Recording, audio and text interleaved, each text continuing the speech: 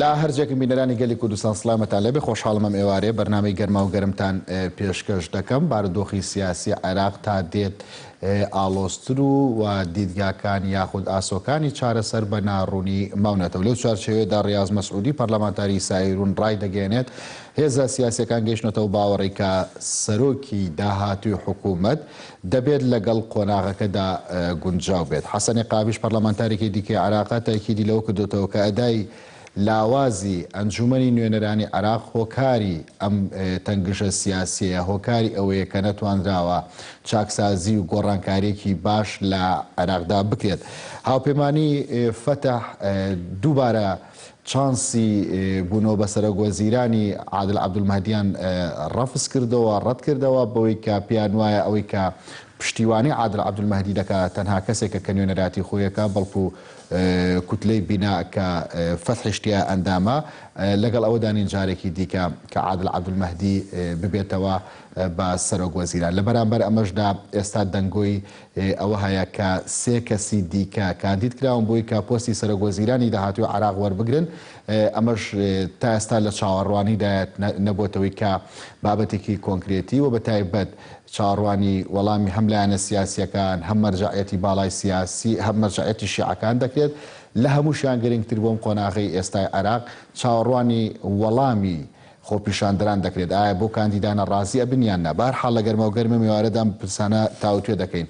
دکتۆر چیا زەنگەنە ڕایۆشکاری یاسایی لە ئەستۆدیۆ لەگەڵمدایە، هەروەها بەڕێز حەسەن عەلی وەکو چاودێری سیاسی لە کەرکووکەوە لەگەڵمدایە. سوپاس بۆ بەشداریتان. دکتۆر چیا بەم نزیکانە ڕێکەوتن دێتە ئاراوە یاخود لێک نزیک بوونەوە دروست ئەبێ بۆی کە سەرۆکوەزیرانێکی نوێ بۆ عێراقدا بنرێ بە پێ و پێشاتانی کە تا ئێستا هەن؟ سڵاو لێوە سڵاو لە بینەرانی گەلی کوردستان. بێگومان بە خوێندنەوەیەکی خێرا بۆ ئەم دۆخەی سیاسی کە ئێستا لە قۆناغی نوێی عێراقا گەڕێ دەگوزارێ ئەوەی کە بەدی ئەکرێ ململانەی سەرسەختی هێزە سیاسی عێراقیەکانە لە چەپ بۆ ڕاست لە ڕاستەوە بۆ چەپ بە عیلمانی و بە ئایدۆلۆژیەکان کە سەرۆکوەزیرانێک دەستنیشان کەن بۆ ئینقازکردنی ئەم قۆناغە یاخود سەر لە نوێ گرێدانەوەی قۆناغی سیاسی لە عێراقا دوای ئەو ململانێ سیاسی و سەربازیانی کە لە ناوچەکە و لە ڕۆژهەڵاتی ناوڕاست و بە تایبەتی لە وڵاتە زلهێزەکانی دنیاە گوزەری و عێراق بۆتە گۆڕەپانی جەنگ لە نێوان دوو هێزی زلهێزی دنیاە کە یەکێکیان ئەمریکای و ئەوی تریشان چەند وڵاتێکی ئیقلیمە بە تایبەتی کۆماری ئیسلامی ئێران کە خۆی بە ڕۆڵێکی بەرچاوی هەیە لە کاریگەری لەسەر هێزە سیاسی عێراقیەکە شیعەکان. بێگومان ئەوەی دەگوزارێ ئێستا بە تەقطیعکردنی مەقتەعە سیاسیەکە دیمەنەکان جاکەیتەوە دوای ئەوەی کە سەقفی خۆپیشاندەران لە خواستی ژیانی ڕۆژانەوە لە ئاوە لە کارەباوە لە خزمەتگوزاریەوە گەشتە بەرزکرایەوە گەشتە ئاستی دەستدەکات کێشانەوەی سەرۆکوەزیران و پاشان نەهێشتنی سیستمی پەرلەمانی و پاشان داواکردنی سیستمی سەرۆکایەتی و پاشان چەند داواکاریەکی تر وای لە هێزە شیعەکان کرد کە جاریش کە بە خۆیانە بچنەوە قرائەیەکی سیاسی بۆ خۆیان بکەن و مووقفێکی سیاسیان هەبێ دەبوایە خۆیان یەکلا بکەنەوە لەژێر چمچێکی نیشتیمانیە ئەمێنەوە یاخود لەژێر چمچێکی وڵاتێکی زلهێزی دنیاە کارەکەن کە ئەمریکیەکانن یاخود ئەبنە پاش کۆیەک بۆ وڵاتێکی ئیقلیمی وەکو فکری ئایدۆلۆجی کە فکری شیعەگەریە لەمەیە. ئەوەی کە دەگوزەری ئێستا ئەم دیمەنانەیە کە زۆر بە خێرایی تێپەڕەبن معادلەی تورکی ئەمریکی، معادلەی ڕووسی ئەمریکی، معادلەی ئێرانی ئەمریکی، معادلەی ئەمریکی چینی، کۆی گشتی ئەم هاوکێشانە ئێرانی سعودی ئەمە کۆی گشتی جگە لە ناوخۆی ئەمریکا کە ئێستا هەڵقوڵانێکی زۆر لە ململانێکی زۆر لە نێوان دیموکراتەکان و جمهوریەکانی شاهەیە کە ئەمەش بێگومان کاریگەری تەواوی ئەبێ لەسەر سیاسەتی خارجی ئەمریکا بەرامبەر لە ڕۆژهەڵاتی ناوڕاست و بەرامبەر بە تایبەتی بە عێراق. بێگومان دۆزینەوەی کەسایەتیەک یاخود دەستنیشانکردنی کەسایەتیەک بۆ سەرۆکایەتیکردنی کابینەی نوێی عێراق زۆر کارێکی سەختە. بێگومان ئەگەر بێت و هەموو هێزە سیاسیانە کە ئێستا بانگەشەی نیشتیمانی و نیشتیمانگەری و وەتەنیەت و نەزاهە و پاکی و بێگەردیەکەن ئەمانە خۆیان بەشێک بوون لەم دۆخی کە ئێستا عێراق گەشتە ئەم دۆخە. بێگومان بە تەقتیعکردنی خاریتەی سیاسی عێراقی بۆ خوێندنەوەی سایکۆلۆژیای سیاسی عێراقی و سوسیۆلۆژی فەزای سیاسی عێراقی بکەی دەرەکەوێت عێراقی پێش سەدام لە 1920 تا نوێی چواری 2003 بە چ ئاراستەیەک ڕۆشتووە لە نوێی چواری 2003 تا 25 تاوەکو دەستپێکی خۆپیشاندەکان لە بەغا هێزە سیاسی عێراقیەکان یاخود ژینگەی یاخود کێڵگەی سیاسی عێراقی نەیتوانیوە هێزێکی نیشتیمانی هێزێکی خزمەت گوزار هێزێکی ئەوتۆ بێنێتە ئاراوە بتوانێت لە ئاستی داواکاری کۆمەڵامی خەڵکی عێراق بێ بە هەموو چین و توێژەکانیەوە لە چوارچێوەی دەستوری عێراقی ساڵی 2005 لەگەڵ ئەو هەموو دەتوانینە ئەنی ئێستا لەم قۆناغەدا دەتوانرێت لایەنە سیاسیەکان لانی کەم لەسەر کەسێک ڕەبکەون بۆ سەرۆکوەزیران بۆ قۆناغێکی دیاریکراو ئێمە ئەبێ بە ئینسافەوە باسی چۆن ئێستا ئێمە بێ بە ئینسافەوە باسی ڕۆڵی عادل عەبدولمەهدی بکەین. ئێستا هەموو هێزە سیاسی عێراقیەکان ئەوانەی کار دەکەن لە گۆڕەپانی سیاسی عێراقا هەڵساون هەرچی خەڵە و ئیخفاقات و شکستی سیاسی خۆیان هەیە بە شەماعەکەی عادل عەبدولمەهدیە هەڵیان واسیوە. بەڵام ئەمەی کە ئێستا لە بەردەم ئێمەیە ئەمە نەتیجەی یاخود تەراکوماتی 4 کابینەیە، 2 کابینەی نوورالمالیکی و کابینەیەکی حەیدەر عەبادی و کابینەی چوارەمیان کە با بڵێن لە سەروبەندی دکتۆر عادل عەبدولمەهدیە. واتە ئەبێ هێزە سیاسی عێراقیەکان ئێستا لە ئاستی خواست و داواکاری و خواستی حیزبی و ئایدۆلۆژی خۆیان بێنە خوارەوە و بتوانن کەسایەتیەک دەستنیشان بکەن لە ژێر فشارێکی نیشتیمانیان بێ نەک لە ژێر فشاری سەفارەتی دوو وڵاتە بێ کە پێشتر دەوترا سەفارەتی دوو وڵات لە ئێران سەرۆکوەزیرانی لە عێراقا دەست نیشانە کرد. چێ ئەو کەسێک کە ئەتوانێت لەم قۆناغەیە عێراق بێتەوە بەرەو کەناری ئارام؟ چێ ئەم کەسە لە چ فەزایەکی سیاسیایەتە ئاراوە؟ من لەو باوەڕیان ئەگەر بێت و بە هەمان ڕۆئیا بیانەوێت کەسێک لە ناو ئەم حیزبانە بدۆزنەوە و خۆیان کۆکیش بن یاخود ئیجماعێکی سیاسیش هەبێت لەسەری خۆپیشاندەرانی شەقام یاخود شەقامی تووڕەی بەغدا و عێراق قبوڵینەکە ئەمە جارێکی تر ئەگەر بێت و تەکلیفیش بکرێ و دەست بەکاریش بێ ئەو کەسایەتی وەکو سەرۆکی نوێی کابینەی ئەنجومەنی وەزیران تووشی شکستێکی گەورە ئەبێتەوە. چونکە ئەو کەسەی کە دەستنیشانەکرێ وەکو سەرۆکی نوێی کابینەی حکوومەتی عێراق دەبێت کەسێکی کەسایەتیەکی بێلایەن بێ، بێ کەسایەتیەکی نەزیه بێ، بێ کەسایەتیەکی تەکنۆقرات بێ، ئەبێ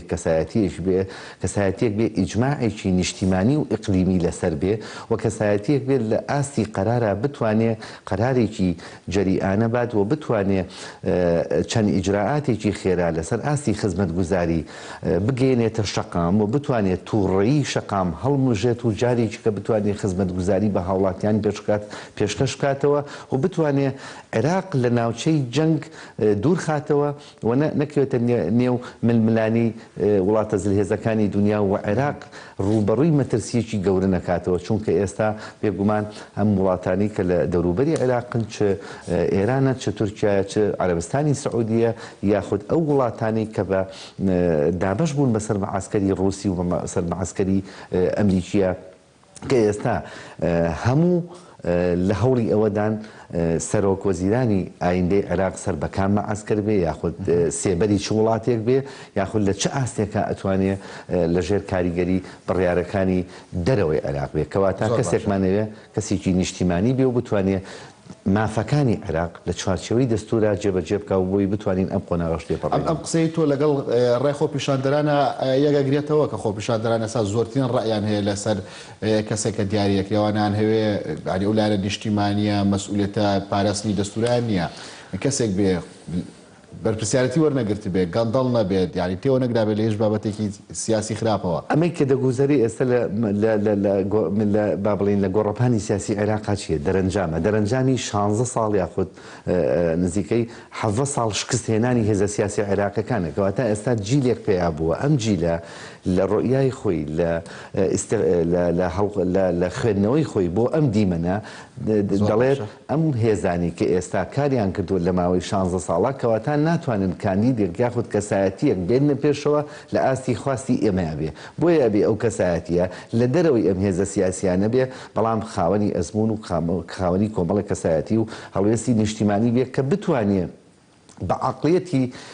سیاسی فریادڕەزی ئەم قۆناغە بێ لە عێراقا. زۆر باشە. بەڕێز حەسەن عەلی چاودێری سیاسی کە لە کەرکووکەوە لەگەڵماندای سڵاوت لێبێ هەر بە بابەتی پەیوەست بە دیاریکردنی سەرۆکوەزیران ئێستا ناوی سێ کاندیدێک کە ببنە سەرۆکوەزیرانی داهاتووی عێراق پرسیارەکە لەوەدایەت پێ دوایەمانە بەدیلێکی باشە بن بەتایبەت کە چاوەڕوانی وەڵامی مەرجەعیەت و خۆپیشاندەران دەکرێەوە تام ناوەنە هاتوون چاوەڕەکەن ئەوان وەڵامێکی جدیان هەبێ بزانەکەن قوبوڵیان یا قوبوڵیان نییە. دەست خۆش سپاس بۆ دکتۆر چیا و بۆ سەرجەمبینەرانی تەلەڤیزیۆنەکەتان. دیارە لە دوای 2023 تاوەکو ئێستا هەموو کابینەکان بۆ ماوەیەک تاخیر بوون و کێشە و گرفتێکی زۆر دروست بووە لە کاتی دروستبوونی کابینە نوێیەکان و ئێستا بە تایبەت دوای دروستبوونی ئەو خۆپیشاندانە و وەکەڵەکەبوونی کۆمەڵێک داخوازی و داواکاری هاوڵاتیانی عێراقی گەیشتە بنبەست و وای لێ هات خەڵکاتە سەر شەقام. بینیمان لە پێشتر کاتی دەستنیشانکردنی عادل عەبدولمەهدی ماوەیەکی زۆری خایەن و جم و جوڵە سیاسیەکان لە بینی هێزە سیاسیەکان و تەداخلی وڵاتان تا کار گەیشتە ئەوەی توانیان لەسەر کەسایەتیەک ڕێکەون کە عادل عەبدولمەهدی بوو. بەڵام ئێستا سەرەڕایی بوونی هەموو ئەو کێشە و گرفتانە بۆ دانانی سەرۆکوەزیرانیەکی نوێ ئێستا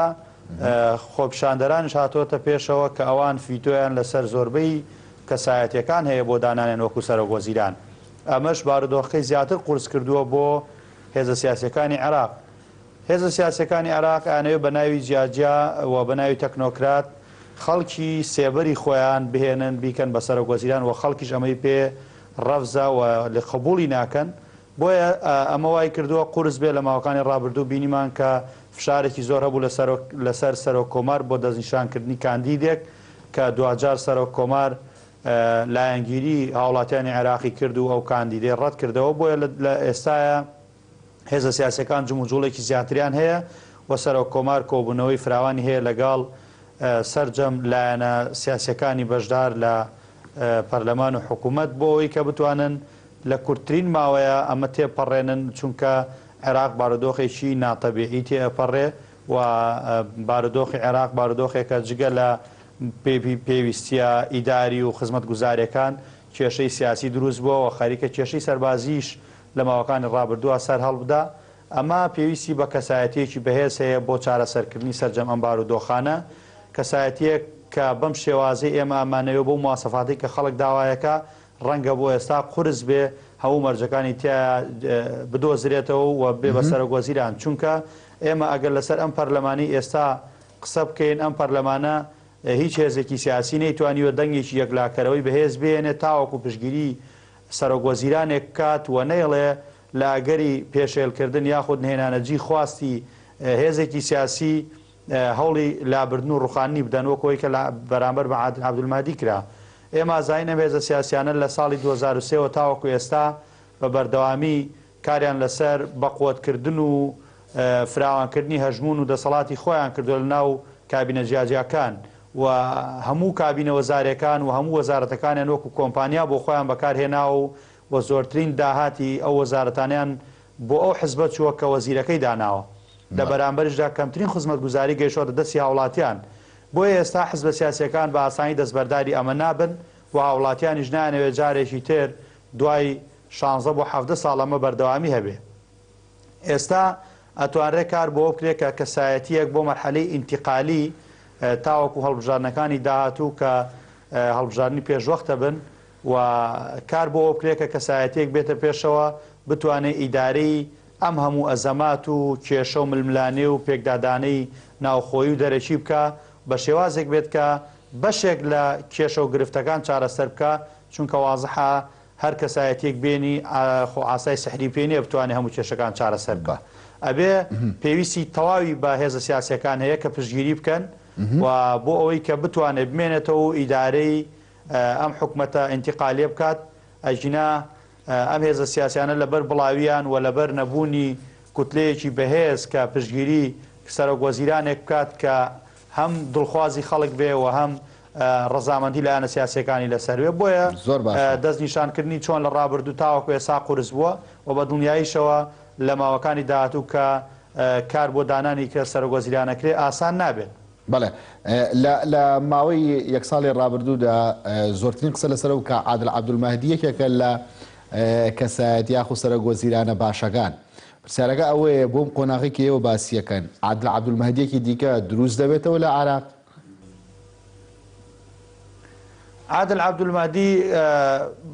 بە بەراورد بە سەرۆک وەزیرانەکانی تر کەسایەتیەکی گونجاو بوو بۆ ئیدارەدانی ئێستا ئەوم بارودۆخی عێراق وە کۆدەنگێکی لەسەر هەبوو بەڵام هەمومان ئەزانین لەبەرەوەی کوتلەیەکی بەهێز لە پشتێوە نەبوو بۆمانەوە و پاراستنی بە ئاسانی توانیان دووری بخەنەوە و هەر عادل عەبدولمەهدیەکی تریش بێنین ئەگەر بە هەمان شێوەی ئەو بەو ڕێکەوتنە سیاسیی کە ئەوی پێدانرا ئەم کەسایەتی تریش دابنرێ چۆن بە ئاسانی ئەو ناچاری ئیستیقالەکردن کرا بە هەمان شێوە ئەم کەسایەتی تریش بەم شێوازا بێ بۆیە گرنگە پشتگیری هێزە سیاسیەکان خاڵی یەکلاکەرەوەی ئەم سەرۆک وەزیران نابێ ئەگەر هێزە سیاسیەکان لایەنی کەم نیوە زایدێک پشتگیری نەکەن و دەسوەردان لە کاروبارەکانی دوور نەخەنەوە و هێزە سیاسیەکان بەم ڕیتمێ ڕابردوو و کار لەسەر حکومەتی داهاتووش بکەن هیچ مەسیرێکی باشتری نابێت لەوەی کە ئێستا هەیە بۆیە تەنها ئەتوانین بڵێن ئەبێ کار بۆ بکرێ ئەم مەرحەلە ئینتیقالیە لە زووترین کاتا تێبپەڕێ و درێژە نەکێشێ ئەجینا هیچ زمانێک نییە بۆی کە بتوانین کەسایەتیەک بێتە ساحەکە و بتوانێت بە باشی ئیداری هەموو بارودۆخەکاندا و سەرۆک وەزیرانێکی بەهێز بێ و بتوانێت بڕیاری جەریانە دەربکە و بتوانێت دەستی وڵاتان بخاتە دەرەوە و سێبەری هیچ وڵاتێک نەبێ و بەرژەوەندی حزبە سیاسیەکان بە مطلقی جێبەجێ نەکا و سەد لە سەد انحیازی هەبێ بۆ هاوڵاتیان و داخوازی هاوڵاتیان ئەمە شتێکی مەحاڵە بۆ ئەم قۆناغی ئێستا بەڵام ئەتوانین بڵێن کار بۆ ئەوە بکرێت کەسایەتیەک بێنە پێشەوە تا حدێکی باش تا حدێکی مامناوەند ئەم کەسایەتیە تەکنۆکرات بێ و کەسایەتێک بێ ویستی خزمەتی هەبێ و کەسایەتێک بێ پیس نەبوو بێ لەم فەزا سیاسی ساڵانی ڕابردوو و بەشدار نەبوو بێ لە گەندەڵی و سێبەری وڵاتان نەبێ بۆ مەرحەلەیەکی ئینتیقالی و مەرحەلە ئینتیقالەکە هەوڵی جدی بدرێت لە لێوان هەموو هێزە سیاسیەکان کە مودەیەکی کورد بێت تێنەپەڕێ لە ساڵێک بۆی کە دوای ساڵەکە هەڵبژاردنێکی شەفاف بکرێەوە خەڵک ئێستا زۆر بەتاسەوەیە بۆ ئەوەی کە کۆتایی بە گەندەڵی بێنێەوە حکومەتێک بێنێتە پێشەوە کە حکومەتی هاوڵاتی بوون بێ و شێوازی هەڵبژاردنەکان گۆڕانکاری بەسەرهاتووە یاسا هەڵبژاردن و کۆمیسیۆنەکەی هەڵبژاردنەکان گۆڕانکاری بەسەرهاتوو هەموو ئاکات ئەبێ نوێنەرەکانیش کاسنە پەرلەمان بەپی ئەم گۆڕانکاریان کە لە ڕابردوو هاتوتە پێشەوە بێ گۆڕانکاریان بەسەر بێ و هەندێک جار چۆن ئەوەی لە ڕابردووە لەلایەن حزبەوە گەیشتۆتە دەسەڵات ڕەنگە لە ماوەکانی داهاتوو خەڵکی تەکنۆکرات و شخصیاتی جیاوازی بەڕێز حەسەن هەرچەندە لە داهاتوو شاق ئەنی تۆ پێت وایە هێزە سیاسیەکان بە بێمەرج پشتیوانی هیچ کەسایەتیە کوێت جا تەکنۆقرات بێت یا خۆتەر کەسێک بێت لە هێزە سیاسیەکان خۆتەن دێ ڕوونکردنەوەدا گەر وەزارەتێک لای وەزیرێک بوو بێ پارەکەی وەکو گەندەڵی بەکارهاتۆتەوە و خزمەتگوزاری پێشکەش نەکراوە بەدڵنیایەوە بەبێ بەرامبەر و بەبێ پێشمەرجە پشتگیری هیچ کەسایەتیەکی سیاسی ناکرێ بەڵام گرنگە بۆ تێپەڕاندنی ئەم بارودۆخەی ئێستا بە لەبەرچاوگرتنی ئەم ڕخۆپشاندانانی کە ئێستا هەیە ڕەنگە هێزە سیاسەکان خۆیان تۆزێک سڵ لە بارودۆخەکە بکەنەوە و زۆر دەست نەخەنە بینەقاقای ئەو وەزیرە و سەرۆک وەزیران لەبەرەوەی ئەزانن بارودۆخەکە ناسکتر و هەسیارترە لەوانی ڕابردوو بۆیە گرنگە کەسایەتێک بێنن و مەقبولێتی جەماوەر و هێزە سیاسەکانیشی هەبێ و بۆ ماوەیەکی کورتی ئینتیقالی لە کورتترین ماوەیە تێپەڕێ و بەم شێوازی ئێستا ئەم فەزایە بەردەوام نەبێت چونکە زیانی گەورە بە سەروەری عێراق و بە هاوڵاتیانی عێراق و بە هێزە سیاسەکانی عێراق گەێنە چونکە لە کۆتایی ماهومان لەسەر یەک بەلەمین و هەر هێزێک بێوێ زیان بە ئەو بەلەمە بگەێنێ پێش هەمووی خۆی لە ناو ئەو ئاوایە غەرقەبێ بۆیە ئێستا دەرگای عێراق کراوەیە بەڕووی هەموو میلیشیاکان و بەڕووی هێزی بیانی و بەڕووی دەوڵەتی بیانی کە بە ناشەرعی بەبێ ڕێگە پێدانی عێراق هاتوونەتە ناوەوە گروپی چەکدار و بوونی داعش هەموو ئەمانە مەترسی جدین لەسەر بارودۆخی عێراق. بۆیە هێزە سیاسەکانی عێراق ئەوەی کە هەستی جددی بە مەنەکرێت پێویستە بە جددی بارودۆخان وەرگێ و بەشێک لە تەنازول لە خواستە حزبەکانی واز بێنێ بۆی کە دوجار هیچ نەبێ سیستەمی سیاسی عێراق بپارێزن. بۆمانەوەی سیستەمی سیاسی عێراق پێویستە دەست لە هەندێک بەرژەوەندی حزبی و کەسیاڵ بگیرێت. ئەجینا چۆن لە ماوەکانی ڕابردوو داعش تەنگی بە هەموو عێراق خەڵچنی و نزیکەی 140 عێراقی کۆنتترۆل کرد و ئەو 160 تریشی بە گەندەڵی کۆنتترۆل کرابوو. بە دووری نازانم کە ئەگەر ئەم شێوازە حکومداریی ئێستا هەیە و نەبوونی سەرۆکوەزیران و کاربڕێکەری ئەم کابینێ و دەسەڵاتداری گروپە چەکدارەکانی شیعە و بوونی داعش و ململانەکانی ئێران و ئەمریکا بارودۆخێکی زۆر نەخوازرا و خراپترە هێنێتە ئاراوە بۆ عێراق کە مەترسی جددیە بێ لەسەر داهاتووی عێراق و خەڵکەکەی. زۆر باشە دکتۆر چیە ئەم قۆناغی ڕاگوزەری کە ئێستا لە عێراقدا هەیە لە خۆپیشاندانەکانەوە تا ئێستا چۆن کۆتایی دێت؟ کۆتایی تونێلەکە چۆن دەبینیت؟ کۆتایی تونێلەکە زۆر تاریکە، زۆر مەترسیداریشە. عێراقی دەستکەوتی اتفاقی سایکس بیکۆ دابەشکردنی عێراقێک یاخود دروستکردنی عێراقێک لە 1920 تاوەکو قۆناغی 9 چواری 2023 معلومە بە هەموو لکاندنی هەموو بەشە سیاسی و جۆسیاسیەکان و پێکهاتەونەتەوە و مەسەب و ئاینەکانی دەوڵەتێکی لێ دروست بوو، دەوڵەتێکی ستەمکار، دەوڵەتێکی داگیرکرد، دەوڵەتێکی شۆفێنی. بەڵام لە 9 چواری 2023 بە قەراری پۆڵ بلێمەر نەخشەی جیۆسیاسی عێراق هەڵتەکێنرا. واتە نە دەوڵەتمە، نە مؤسساتمە، نە ئیدارەمە. هەڵنەسان هێزە سیاسیەکانی عێراق. بەڵام ئەمریکا پێی وا بوو ئەو بنیاتی ناوەتەوە لە دیکتاتۆریەت ڕزگاری ئێمە دوو خوێندنەوەی بۆکەین. خوێندنەوەی داگیرکەرانە کە بە پێی قەراری نەتەوە یەکگرتووەکان کە ئەمریکا وڵاتێکی داگیرکرێ عێراقی داگیر کردووە لە شێربەندی حوتە دیوە قانونیەکەیەتی بە دیوە سیاسەکەیە بە نسبەت ئێمە وەکو کورد ڕزگارکردنی پرۆسی ڕزگارکردنی عێراق بوو. بە نسبەت یاسای ئەمریکیەوە لە قانونی کۆنگرسی ئەمریکا ساڵی 1998 کە قەرارە دەرچوو ڕزگارکردنی عێراق بوو. بەڵام بە دیوە واقعەکەیە بە دیوە سیاسیەکەیە بڵێ توانیمان یەکەم دەستوری ساڵی 2005 ئقرار بکەین لەلایەن کۆمەڵانی خەڵکی عێراقەوە. بەڵام ئەو هێزە سیاسیانەی کە لە عێراقەوە لە دەرەوەی عێراقەوە هاتنەوە عێراق دەستیان بە کاری سیاسی کرد لە ئاستی ئەوەیە بوون ئەزمموی دەوڵەتداری و مؤسساتی دەوڵەت و مؤسساتی سیاسی و دەستوری بگنە دەست بۆ ناتوانێت لەبەرەوەی ئەوانەی کە ئۆپۆزیسیۆن و خۆ کوردیش ئۆپۆزیسیۆن بووە کورد لەبەرەوەی خەباتجێڕیە بوو هەرێمی کوردستانی ڕزگار کرد و هەرێمی کوردستانی بنیادنا ئەوانیش هەر ئۆپۆزیسیۆن بۆچی ناتوانێت عێراق بنیاد بنێنەوە. کورد لەبەرەوەی لە ساڵی 91 دەستی کرد بە ئەزمموی حکومڕانی و ئەزمموی ئیدارەدان تا 9 چواری 2023 بەڵام بۆ کوردیش 91 تازە بووە. نام باسی 9 چواری 2023 یەکەم تۆ باز لە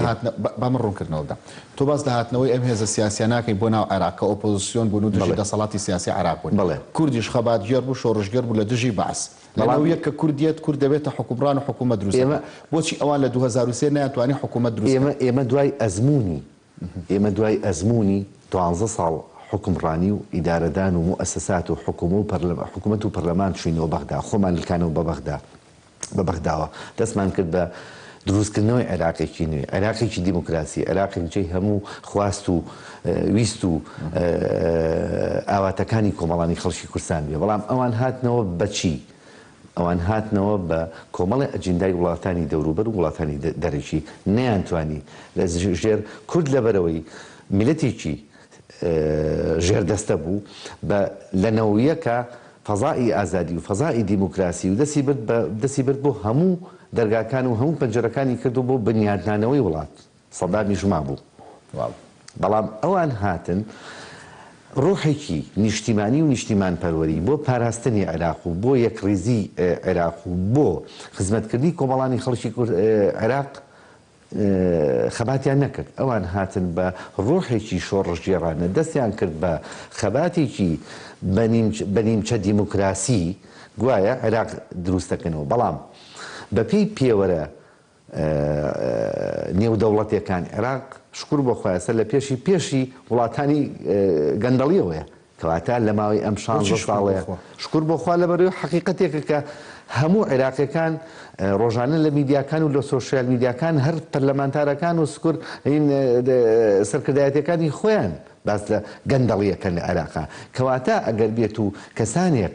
مؤسساتی سیاسی خۆیان نیشتیمانی خۆیان دەستوری خۆیان بپارێزن نابێت لە ئاستێکی گەندەڵی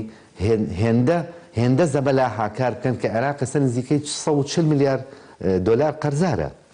جگە لە عەجزی میزانیە بەڵێ شەڕێکی داعش هات شەڕێکی نەگریز بوو دەردی کاک حەسەن فەرمووی لە ساچری خاچی عێراقدا ژیرکرا مؤسسەی دەستوری مؤسسەی سەربازی عێراق هەڵوەشێنرایەوە بەڵام هێندە ڕێژەی گەندەڵی گەشت بۆ ئاستێک شەقامی ڕاچەڵەکان شەقامی ڕاپەڕان جارێکی تر شەقامی عێراقی ئێستا خەڵک بڕۆ لە ئاستی زۆر نزمە لە بژێوی ژیانی نییە قوتابخانەیە دروست نەکراوە بنکێکی تەندروستی دروست نەکراوە جادەیەک دروست نەکراوە کەواتە دەوڵەتێک لە ماوەی 16 ساڵە بەم هەموو هێزە سیاسیە عێراقیەوە نەتوانێت هەنگاو بنێ بەرەو دیموکراسی ئەبێ بین قۆناغەکە تعریفکەین قۆناغی ئێستا چییە؟ قۆناغی عێراقی پاشکاندنی بێدەنگی لە ماوەی 16 ساڵە لە ماوەی چەند هەفتەیەکە قۆناغی عێراقی دوای بەریەککەوتنی ئێرانی ئەمریکی لە عێراقا عێراق چۆنە بێ کێشەی عێراق بە کێشەیەکی ناوخۆیی نەبینین عێراق تەنها لە ناوخۆ چارەسەر ناکرێ عێراق پەیوەستە کێشەی عێراق پەیوەستە بە یەمەنەوە کێشەی عێراق پەیوەستە بە لوبنانەوە پەیوەستە بە سووریاوە پەیوەستە بە لیبیاوە پەیوەستە بە وڵاتانی دەوروبەری عێراقەوە تێپەڕاندنی قۆناغی ڕاگوزەر هەروە بۆ عێراقیەکان قورسە یاخۆ قۆناغی ڕاگوزەر هەر تێپەڕاندنی خۆی لە بنەما یاخو لە بنەڕەدار خۆی قورسە هەموو مەرحەلەیەکی ئینتقالی قورسە هەموو مەرحەلەیەکی ڕاگوزەر قورسە بەڵام دەرەنجامەکەی چۆن ئەشکێتەوە تاوەکو هاوکێشە ئەقلیمی و هاوکێشە نێودەوڵەتیەکان کە لە سەرەتای بەرنامەکە باسمان کرد وڵاتە زلهێزەکانی دنیا ڕێک نەکەون لەسەر دۆزینەوەی قۆناغێکی ئاشتی چونکە بەپێی هەموو ئاماژەکان کە چەند هەفتەیەکی پێش ئێستا بەپێم ڕووداوەری کە لە نەخشەی سیاسی عێراقا ڕوویە تەسەوڕەکرا عێراق بێ بە ساحەیەکی جەنگ وەلایەزال ئەو بژاردەیە قائیمە بەڵام حکمەتی سەرکردایەتی سیاسی عێراقی حکمەتی سەرکردایەتی سیاسی کوردستانی حکمەتی هێزە سیاسی عێراقیەکان لەو ئاستایە ئێمە لەو مەترسیە دەرچین لە قۆناغی عێراق نەبێ بە ناوچەیەکی جەنگ و بتوانین لە ڕێگای گفتوگۆ دیالۆگەوە لەو ئاستایە ئەمە ئەوە ئاستی بەرپرسیارەتی من لەو باوەڕێم بە ئینسافەوە نەبێ بەلایەکی کورد لەبەرەوەی ئەو حاڵەتەی بینیوە سەرکردایەتی سیاسی کورد و هێزە سیاسی کوردستانیەکان و سەرکردە سیاسی کوردستانیەکان کە لە عێراق کار دەکەن زیاتر هەست بە درک بەو مەسئولیەتە ئەکەن چونکە لەبەرەوەی ئەم هێزە سیاسیە ئایدۆلۆژی شیعەگەری میلیشیاوی چەکداری کە لە دەرەوەی دەوڵەت بوون بە خاوەنی هێز دەزانن مانەوەیان پەیوەستە بە هاوکێشەی ئیقلیمیەوە گەربێت و فەزایەکی دیموکراسی فەزایەکی ئاشتەوایی فەزایەکی سیاسی دەوڵەتێکی مؤسساتی دروست بێ ئەم هێزە میلیشیانە وجودیان نامێنێت لە نەخشە سیاسیەکەیە و زەرمەندی یەکەمە بن کەواتە ئەوان کار لەسەر چیەکەن کار لەسەر جێبەجێکردنی هاوکێشە ئیقلیمیەکانەکەن لە پێناو مانەوەی خۆیان زۆر باشە لەم بارودۆخی عێراق چێ براوە دەبێت لە دوای ناوبڕێک گفتوگۆ لەسەرم بابەتاکەین لەگەڵماندا بمێنەوە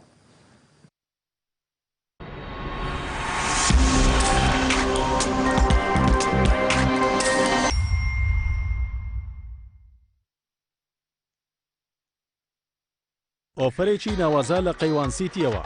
ئێستا لە قەیوان سیتی ببە بە خاوەنی شوقەیەکی کۆڵەتی بەرز و سەردەمیانە پەلە بکە و سوودمەند بە لە ئۆفەری کڕینی شوقە بە قیستی 6 ساڵ ڕوبەری شوقەکان 180 مەتر دووجایە پێکهاتووە لە 3 ژووری نووسن ژووری میوان و نان خواردن 2 موشتەمەلات گەنجینە مەطباخ 3 باڵکۆن کە بەسەر دیمەنی جوانی شاری سلێمانی داڕوان باڵەخانەکانی قەیوان سیتی سیستمی ئاگرکوژانەوە و غاز و سەتەلایتی مرکزی تێدایە و 2 ئەسانسۆر بۆ هەر باڵەخانەیەک دانراوە و تێیدا ڕەچاوی بەرزترین کاریگەریەکانی بوومەلەرزەکراوە تەواوی باڵەخانەکان بە مەبەستی پاراستن لە سەرما و گەرما بە کەرەستەی گونجاو ڕووپۆشکراوە ئەم دەرفەتە لە دەستخۆت مەدە و لە قەیوان سیتی بە پێشەکێکی گونجا و بە قیستی درێژخایەن ببە بە خاوەنی شوقەیەکی هاوچەرە.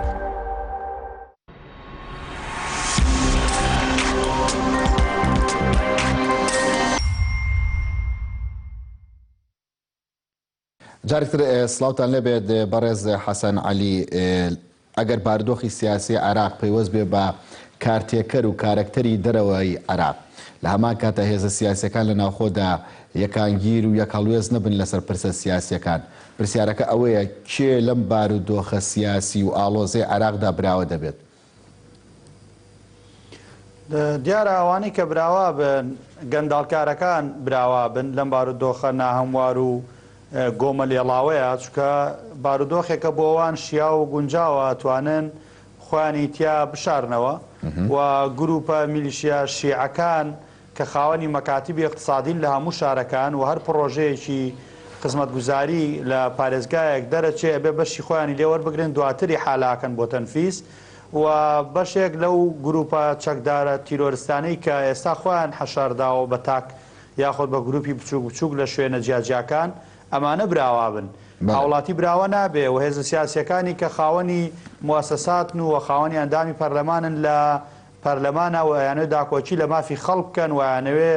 یاسا و دەستور سەروەر بکەن و یانەوێ کەم و کورتەکانی ساڵانی ڕابردوو لە ڕێگەی پەرلەمانەوە و بە یاسا چارەسەر بکەن، هەموو ئەمانە دۆڕاوە بن، چونکە لە بارودۆخێکی ناسەقامگیری سیاسی و سەربازی لە عێراقدا هیچ شەرعیەتێک بۆ دیموکراسی و یاسا و دەستور نامێنێتەوە. بۆیە ئەوەی کە ئێستای بینین بارودۆخێکی ئاڵۆزە و ڕوو لە ئاڵۆزترەکە بەم شێوازەی کە ئێمای بینین و دیارە، چونکە بەشێک لە گرژەکانی وڵاتانی تریش بەداخەوە خراوەتە وڵاتی ئێمەوە کە ئەمە جێگەی نیگەرانی کۆمەڵانی خەڵکی عێراقا و هێزە سیاسیەکانە و نخبە ڕۆشنبیر و سیاسەتوانەکانی عێراقا کە هەمویان لە هەوڵی ئەوەیان ئەو ململانەیە کە هەیە لە بینی وڵاتە زلێزەکان بخرێتە دەرەوەی عێراق، نەک عێراق بکرێتە مۆڵگە و ساحەی هەموو ئەم یەکلاکردنەوەی ساڵانی ڕابردوو و فراوانخوازی لە هەژمونی وڵاتان لە ناو ساحەی سیاسی عێراق. بەڵێ دیارە هەموو ئەو کەم و کورتیانەی کە ڕوبەڕووی عێراق بوونەتەوە لە ماوەکانی دوای 2023 تاوەکو ئێستا زۆربەی وڵاتە ئیقلیمیەکان هەوڵیان داوە پشکی خۆیان هەبێ و سێبەری خۆیان هەبێ و زۆربەی جار دانوستان کراوە لە بینی وڵاتانی دەرەوەی عێراق بۆ دانانی وەزیرێک لە ناو عێراق و ململانەیەکەری سەرەکی لە عێراقیشا ئەگەڕێتەوە جگە لە کۆمەڵێک هێزی ناوچەیی دوو هێزی بەقووەت کە ئەمریکا و ئێرانن. ئەمریکا خۆی بە خاوەن و فریادڕەسی عێراق زانیوە کە ڕژێمێکی دیکتاتۆری ڕوخاندووە و بودجەیەکی زەبەلاحی تیا سەرف کردووە و قوربانێکی زۆری داوە لە ڕووی بەشەریەت و سەربازیەوە و ئێرانیش خۆی بە خاوەنی شەرعی عێراق ئەزانێت لەبەرەوەی بەشێکی زۆری عێراق شیعەیە و مەزەبگەرایە و ئەم سەرکردەی ئەم هێزانە کە شیعان لەلای ئەو لە سەردەمی معارەزەبوونا پەروەردەکراون و بەشێکیان لە هێزی تەوابین و هێزەکانی تر بوون کە ئێستا گەڕاونەتەوە عێراق یادی عێراقکەن، خۆی بە ئەولەوێتر و بە حەقترە زانێ بۆی کە خێر و بێری عێراق لەلای ئەو بێ و ئەو سەرپەرشتی عێراق بکە و قەراری عێراقی لەژێر تاسیری ئێرانی بێ نەک ئەمریکی و خۆی لە ئاسڵی شابێ عێراق لەبەرەوەی خاوەنی ئاڵا و سەروەری خۆیەتی لە ژێر کاریگەری و تەسیری هیچ وڵاتێکە نەبێ، بەڵام بەداخەوە ئەمە لاوازی و بێدەسەڵاتی سەرکردەکانی عێراق بۆ وای کردو عێراق بۆ دەردەی ئێستا بڕوە و ئەم شێوازە حکومداری کە ئێستا لە عێراقە گوزەرێ ئەومان پێڵێ کە شیعە بە تەواوی فەشەلی هێناوە لە ئیدارەدان و حکومداریدا، چۆن لە ماوەکانی 30 ساڵی ڕابردوو بەعس و سونە توانی لەگەڵ ئەوەی کە زوڵمێکی زۆری لە خەڵکو و هاوڵاتیانی خۆی کرد، بەڵام بە هیچ شێوەیەک ڕێگەی نەدا دەزوەردانی وڵاتانی تر بێتە ناو وڵاتەکەیەوە. بۆیە گرنگە پاراستنی سەروەری وڵات بە شێوازێک بێ کە دوابەیەکی هاوڵاتیانی عێراق لەسەر بەرزڵاگرتنی سەروەری ئەم وڵاتە ئەگەر خۆیان بە شەهیدکردن بدەن پێویستە ڕێگە نەدەن، چونکە فەوزایەک دروستە بێ کە وەکو ئێستا ئێمەتیاین ئەمە نەتیجەی دەسوەردان و کرانەوەی سنوورەکانی عێراقا بەڕووی هەموو وڵاتیان. ئێمە ئەبینین بەشێکی زۆر لە هێزەکانی تورکیا هاتوونەتە عێراقەوە لە ناوچەی کوردستان و بەشێکی لای مووسڵ و شەنگار و هەموو ئەمانە بە نایاسایی بە بێ ڕێکەوتن هاتووە بۆ جێبەجێکردنی ئەجندا و ئامانجی خۆی و لە بەرامبەردا ئێران هێزی زۆری هەیە و دەسوەردانی سعودی هەیە و دەسوەردانی وڵاتانی کەندا هەیە و ئەمریکا کۆمەڵێک قایدی سەربازی و هێزی سەربازی لێرە هەیە هەرچەندە ئەمریکا بە بەراو لەگەڵ هێزانەی تر بە شێوازێکی دەستوری و ڕێکەوتنێک لەگەڵ عێراق لەناو عێراق ماوەتەوە ئەمە واکات بوونی فرەهێزی دەرەکی لەناو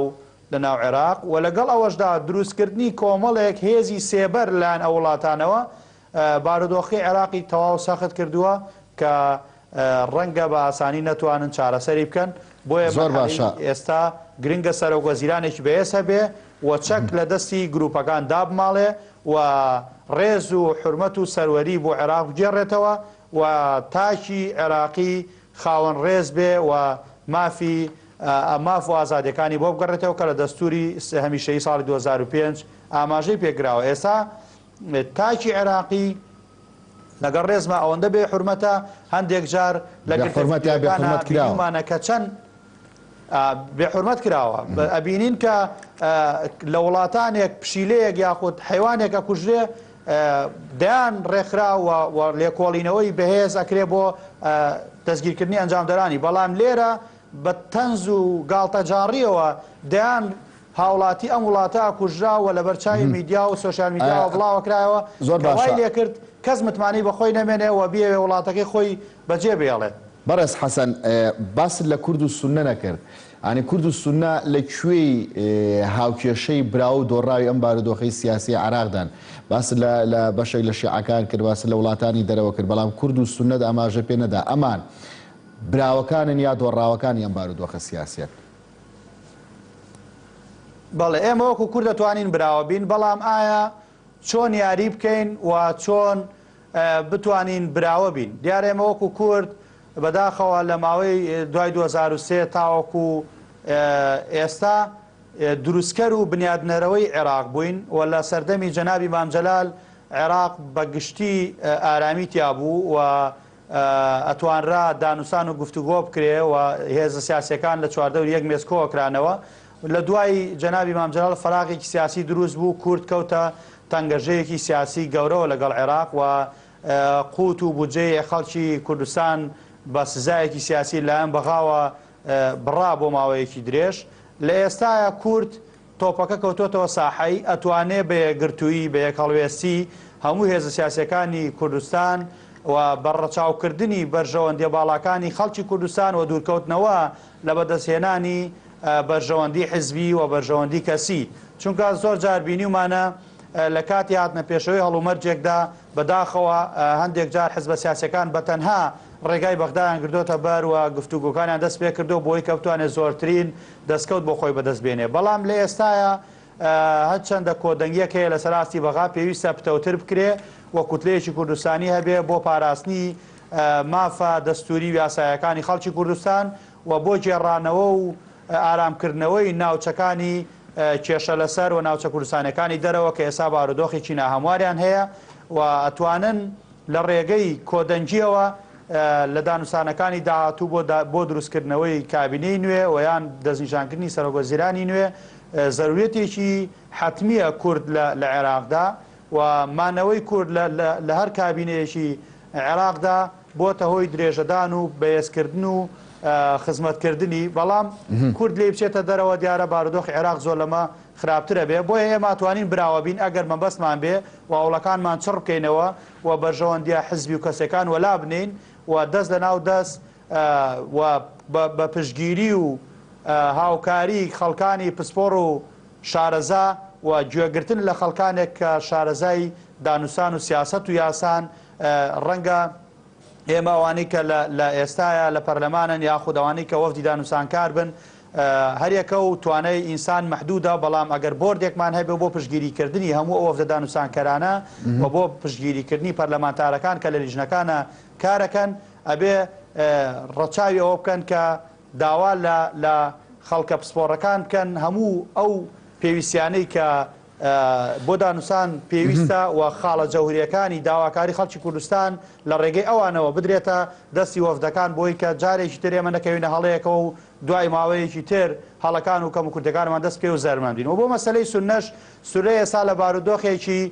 باشترە لە ڕووی جاران چونکە لە سەرەتای پرۆسەی سیاسی عێراقی هەڵەیەکی زۆر استراتیژی و کوشندەیان کرد کە دوورکەوتنەوە لە پرۆسەکە و بەشداری هەندێک لە هەڵبژاردن و کابینەکانی حکوومەتیان نەکرد و ئەمە زیانی زۆری بەر سوننە گەیاند و دواتریش هاتنی داعش وای لە سوننە کرد کە بە تەواوی پەرت و بڵاوە بن و خەڵکی وڵاتە شارنشینەکانی سوننی پەرت و بڵاو بوونەتەوە لە مخەیەم و لە شوێنەکانی تر و تا ئێستا نەکەوتنەوە سەرپێی خۆیان بەڵام هەندێک لە